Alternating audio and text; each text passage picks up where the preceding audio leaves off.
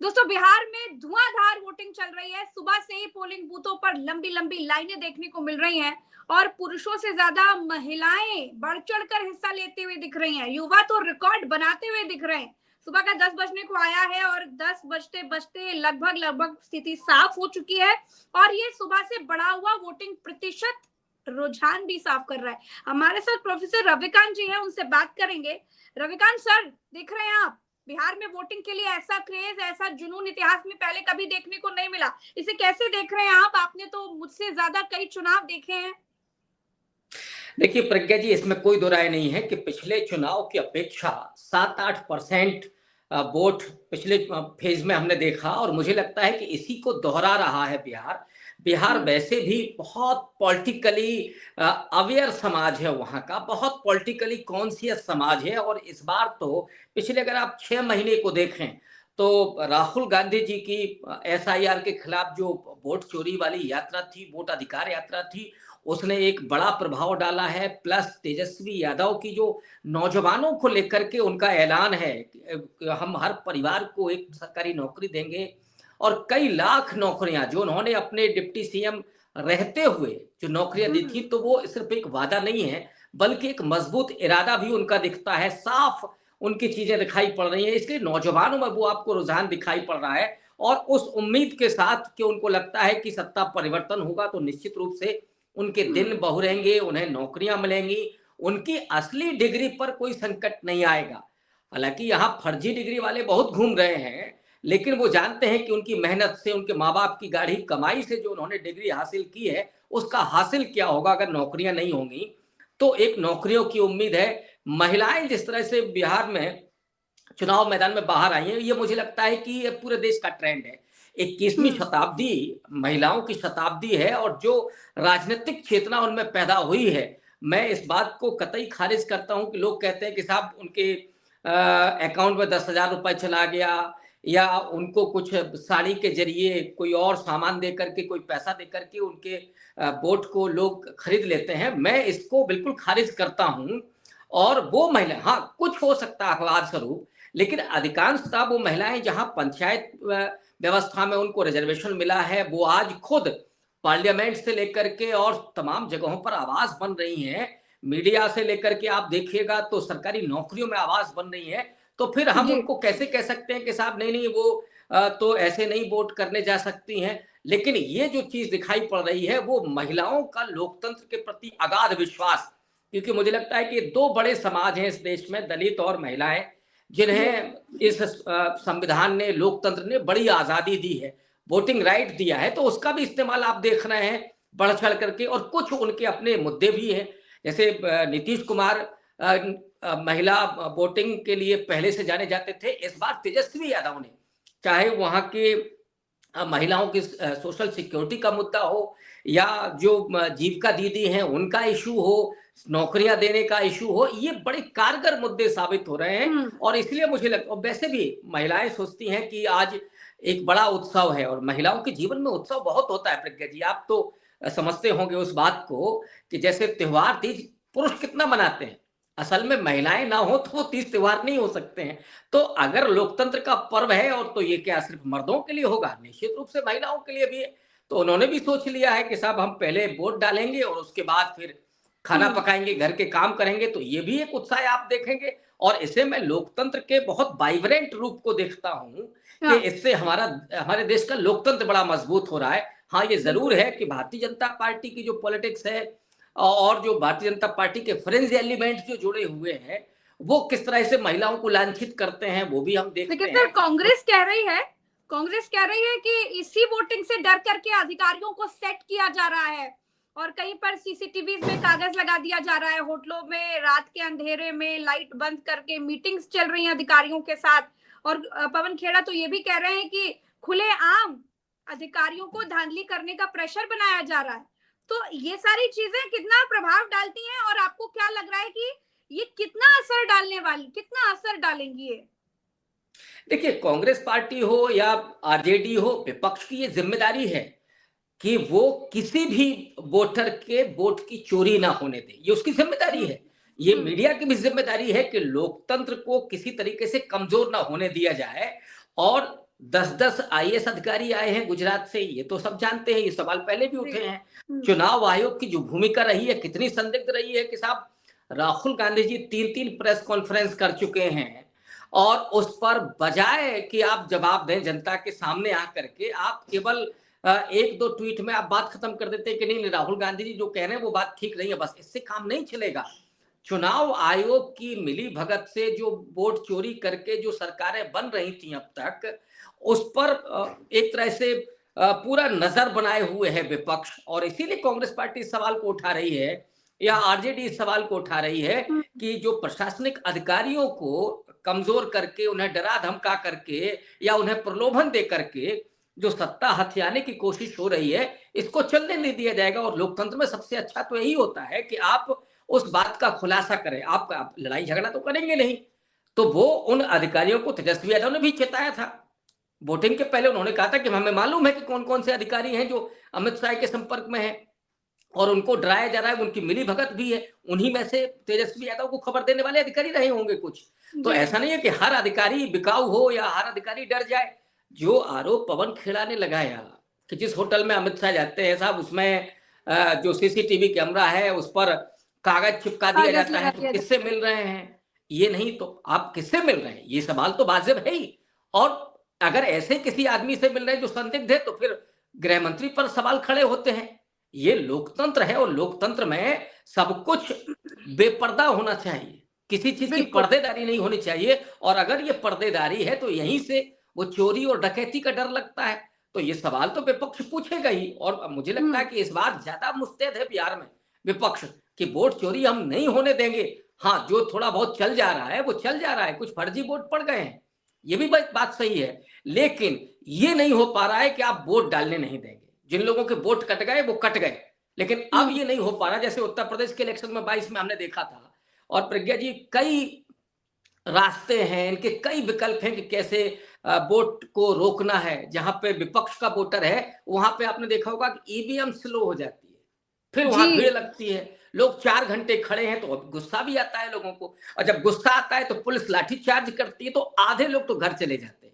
ये बहुत बढ़िया तरीका है प्रशासन का कि आप ये भी नहीं कह रहे हैं कि हम वोट नहीं डालने देंगे, आप केवल ये कह दें कि साहब ईवीएम स्लो हो गई है। यही तो आज दिख रहा है सीमांचल के इलाकों में, जहां पर मुस्लिम मतदाता ज्यादा है, वहां पर धीमी वोटिंग हो रही है। तो क्या धीमा मतदान मतदाता के इरादे को तोड़ देगा?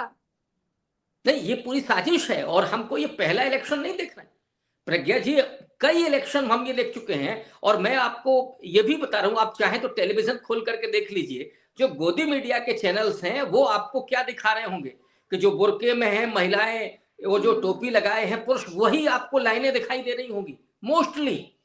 और इसके जरिए होता क्या है कि जो ऐसा वोटर है जो भारतीय जनता पार्टी से नाराज है लेकिन विपक्ष को वोट नहीं करना चाहता, बहुत सारे वोटर ऐसे होते हैं कि नहीं साहब हम विपक्ष के साथ नहीं जाएंगे, लेकिन बीजेपी ने हमारा बेड़ा गर्क कर दिया है, हमारे बच्चों की शिक्षा छीन ली है, रोजगार छीन लिया है, तो हम अब बीजेपी को भी वोट नहीं करेंगे।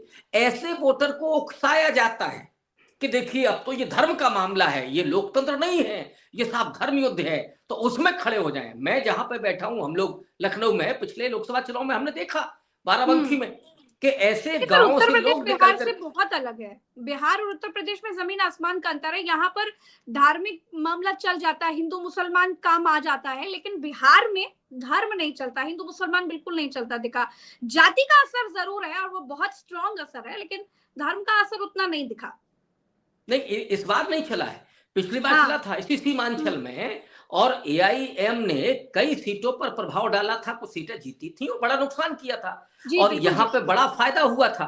लेकिन इस बार चाहे गिरिराज सिंह की जहर खुरानी हो या योगी जी को वहां लगाया गया, वो बोल रहे हो। अब कल परसों तो उन्होंने बोला कि साहब पंचर लगाने वाले लोग विकास को पंचर कर रहे हैं। अब ये इशारा किसके लिए था?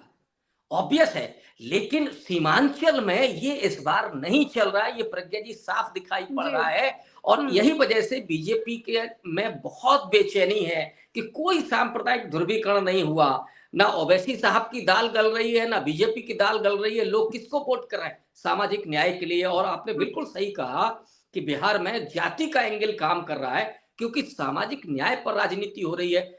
जो कल तेजस्वी यादव ने बोला था परसों कि हमने साहब 65% आरक्षण किया था, लेकिन इसी बीजेपी ने खत्म कर दिया। वो अति पिछड़ा समाज में भी वहां कॉन्शियसनेस है। कर्पूरी ठाकुर ने उस जमाने में आरक्षण किया था 12% अति पिछड़ा समाज के लिए, तो वहां का अति पिछड़ा समाज भी बहुत मजबूत है इस मामले में, और वो अपना हित समझता है। एक चीज और दिखाई पड़ रही है, वो वही कि जो नीतीश कुमार जी की नाराजगी है।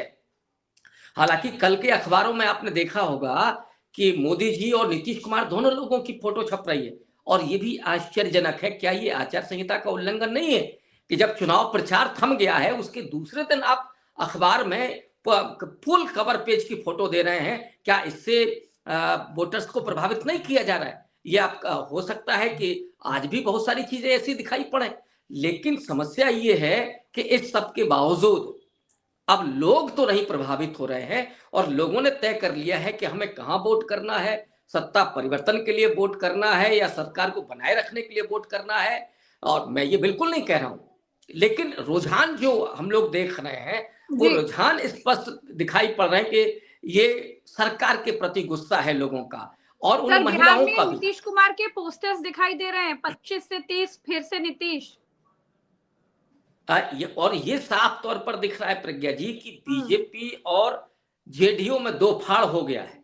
अब तो नाराज पहले फेज में भी चला, आज भी चल रहा है कि जो लालटेन ही तीर है, तीर ही लालटेन है। चिराग पासवान के घर में उजाला होगा कि नहीं होगा इस बार तो ये देखना पड़ेगा हम लोगों को, क्योंकि पिछली बार उन्होंने बड़ा नुकसान किया था। जहां दिखे भाजपा लोजपा वहां लालटेन ही तीर है। ये बिहार के पोस्टर्स चल रहे हैं, बराबर चल रहे हैं। और ये देखिए नीतीश कुमार को वहां माइनस करके बीजेपी खेल कर जाएगी, संभव नहीं है। अब तो अमित शाह ने खुल्लम खुल्ला कह दिया परसों कि साहब हम 165 सीटें जीत रहे हैं और बीजेपी की सरकार बना रहे हैं।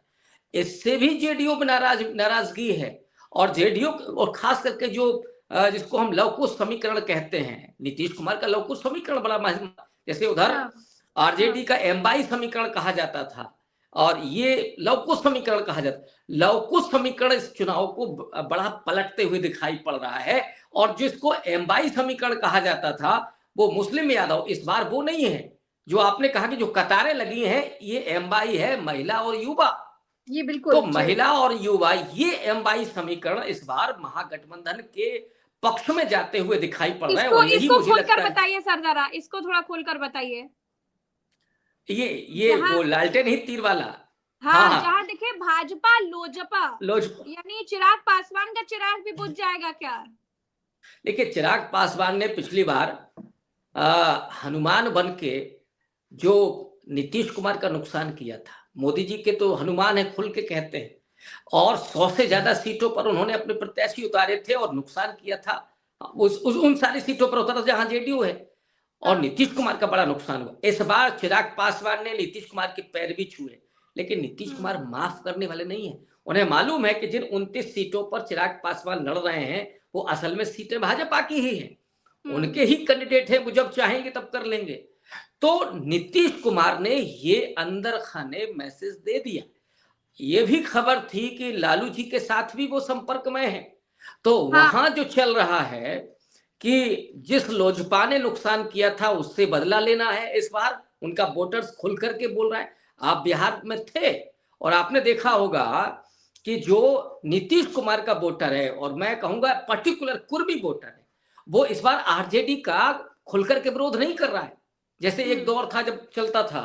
अब इस बार वो बहुत एक तरीके के बहुत साइलेंट है, और उसे मालूम है कि कहाँ किसको लोजपा है तो फिर वहां आरजेडी को वोट करेगा या लेफ्ट को वोट करेगा या कांग्रेस को वोट करेगा। जहां पे बीजेपी का प्रत्याशी है वहां पे भी वो उधर ही वोट कर रहा है।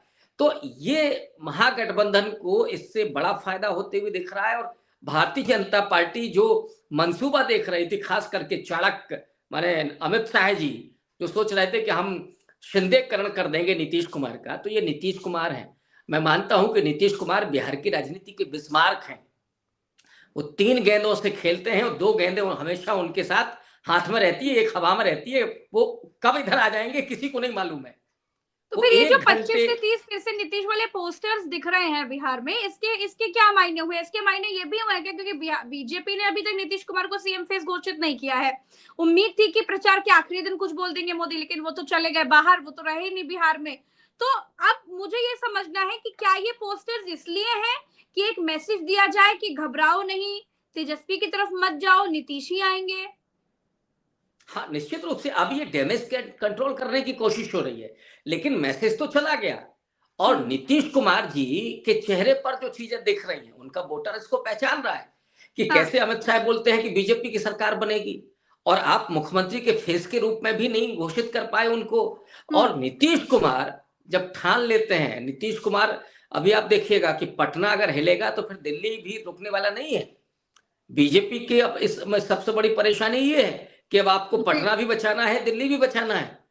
तो वोटर तो समझ गया है कि क्या करना है। और नीतीश कुमार, मैंने कहा ना कि 1 घंटे पहले जो कह रहे होंगे, ठीक 1 घंटे बाद क्या करेंगे, ये उनका लेफ्ट हैंड भी नहीं जानता कि वो क्या करेंगे। ये नीतीश कुमार है। और बिहार में आप देखिएगा कि बहुत अप्रत्याशित रूप से, मुझे तो हालांकि ये लग रहा है कि महागठबंधन को बहुत मजबूती मिलते हुए दिख रही है, और जो वोटर का रुझान है वो बदलाव के लिए, और वैसे भी एक ट्रेंड है कि जब वोट परसेंटेज बढ़ता है तो परिवर्तन के लिए होता है। और मुद्दे इस बार महागठबंधन ने मुद्दों पर चुनाव लड़ा है। मोदी जी कट्टा और रंगदारी ये सब करते रहे हैं। ये तो एनडीए के बदहवासी सहयोगी में हैं। ओम प्रकाश राजभर भाजपा के राष्ट्रीय अध्यक्ष है, ये भी वही बात कह रहे हैं जो आप कह रहे हैं रविकांत सर। ये देखिए, ज्यादा जब वोटिंग हुई है तो आरजेडी की सरकार बनी है। सुना सर आपने, ज्यादा जब वोटिंग हुई है तो आरजेडी की सरकार बनी है, ये तो अब एनडीए खुद बोलने लगा है। डेफिनेटली उन्होंने वो तथ्यपरक बात कही है। तो ये तो है ही, और इसलिए मैं कह रहा हूं कि ये बिहार बदलाव की तरफ है। भारतीय जनता पार्टी के नेता और नरेंद्र मोदी कैसे आप कह सकते हैं कि साहब हम तो यहाँ से मजदूर ले जाएंगे गुजरात, हम इंडस्ट्री देंगे गुजरात को, यहाँ से मजदूरी हम देंगे आपको। तो ये भी लोगों ने समझ लिया है ना कि आप क्या चाहते हैं, आप पलायन रोकने का आपका कोई इरादा नहीं है, आप इंडस्ट्री लगाने का। अब फिर कहते हैं जमीन नहीं है, तो जमीन तो बता दी ना तेजस्वी यादव ने कि आप 1 रुपए प्रति एकड़ के हिसाब से अडानी को जमीन दे देते हैं, उसी बिहार की। लेकिन बिहार में फैक्ट्री लगाने के लिए जमीन नहीं है। ये बात घर घर तक पहुंच गई है। और सबसे अच्छी बात जो मुझे दिखी प्रज्ञा जी, कि लोग अपने लोकतंत्र, अपने वोट की रक्षा खुद कर रहे हैं, वो नहीं होने दे रहे हैं जो वोट चोरी। क्योंकि इस बार जो नारा गया था ना बच्चे बच्चे की जबान पर कि वोट चोर गद्दी छोड़, ये मुझे लगता है कि राहुल गांधी की उस यात्रा ने बड़ा काम किया है, तेजस्वी यादव के मुद्दों ने बड़ा काम किया है, कांग्रेस पार्टी के, आप अगर दोनों का मतलब महागठबंधन के जो पूरा संकल्प पत्र है उसको आप देखें तो बिहार में एक नए बदलाव की तरफ वो इशारा कर रहा है। आप अंबेडकर हॉस्टल राहुल गांधी जाते हैं तो वो दलितों के भीतर वो चेतना है बदलाव की, वो आप देख रहे हैं। अति पिछड़ा समाज को लेकर के कई उन्होंने बैठकें की, सभाएं की, तो वो एक प्रभाव आपको दिख रहा है। महिलाओं को भी ये बात समझ में आ गई है कि जिस पार्टी और जिसकी विचारधारा में ही महिलाओं के प्रति सम्मान ना हो, वो ढकोसला करेगी अगर ये कहेगी कि साहब हम महिलाओं के लिए करना चाहते हैं। आप महिला आरक्षण की बात कर रहे थे, आपने कहां पे छुपा के रखा है उस बिल को, तो ये दूसरा चरण आपको लग रहा है कि महागठबंधन के पक्ष में जा रहा है अभी बहुत अभी मजबूती के अनुसार? मुझे लगता है कि पहले फेज से भी ज्यादा मजबूती से महागठबंधन दिखाई पड़ रहा है, क्योंकि ये सीमांचल का इलाका है, जो पूरा जो उत्तर प्रदेश से लगा हुआ इलाका है, नेपाल से लगा हुआ इलाका है, ये तो सामाजिक न्याय की जमीन है और ज्यादा बड़ी जमीन है। शहरी क्षेत्रों पर तो इलेक्शन ज्यादातर हो चुका है, अब ये ग्रामीण क्षेत्र है जो सामाजिक न्याय की राजनीति वाला क्षेत्र है। माइनॉरिटी बाहुल कुछ इलाके हैं, कुछ जिले हैं, वहां पे तो महागठबंधन बहुत मजबूत, और मुझे लगता है कि फैसला बहुत बड़ा होगा इस बार। आप देखिएगा कि कितने वोट से हारे थे पिछली बार, बहुत कम, 1% का फासला था, केवल 1% का, बल्कि इससे भी कम था। मुझे लगता है कि इस बार कम से कम 2 से 2.5% ज्यादा वोट हासिल होने जा रहा, मिनिमम इतना मैं कह रहा हूं 2.5%। और 2.5% बढ़ने का मतलब है कि सीटों में बड़ा अंतर, सीटों में बहुत बहुत ये शुक्रिया मुझे लगता है सर। कि हाँ ये हाँ, अंतर आपका दिखाई पड़ेगा 40 से 50 सीटों पर। कितना? 40 से 50 50 सीटों सीटें पर? पिछली बार की अपेक्षा। तो बाप रे बाप। बहुत मुझे लगता है कि क्लियर मेजॉरिटी होगी महागठबंधन के पास, और इसमें निश्चित रूप से कहीं न कहीं भूमिका नीतीश कुमार के वोटर की तो है ही। वो भूमिका की लालटेन ही तीर है, तीर ही लालटेन है। जी, चलिए बहुत बहुत शुक्रिया रविकांत से समय दिया। दर्शकों का भी बहुत बहुत आभार। तो बिहार में क्या कुछ हो रहा है और किस तरीके से ये बढ़ा हुआ वोटिंग प्रतिशत ये दिखा रहा है कि रुझान लगभग लगभग साफ हो चुके हैं। तो फिलहाल के लिए इतना ही। चैनल को सब्सक्राइब कीजिएगा, वीडियो को शेयर कीजिएगा, और हाँ, मेरे बिहार के भाइयों बहनों, मेरे साथियों, बुजुर्गों, आप सभी से मेरी दरख्वास्त है, मेरी अपील है कि आप लोग घर से निकलिए, ईवीएम का बटन दबाइए, अपने बेहतर भविष्य के लिए और बिहार के बेहतर भविष्य के लिए वोट जरूर करके आइए। पहले मतदान फिर जलपान। नमस्कार, जय हिंद, जय बिहार।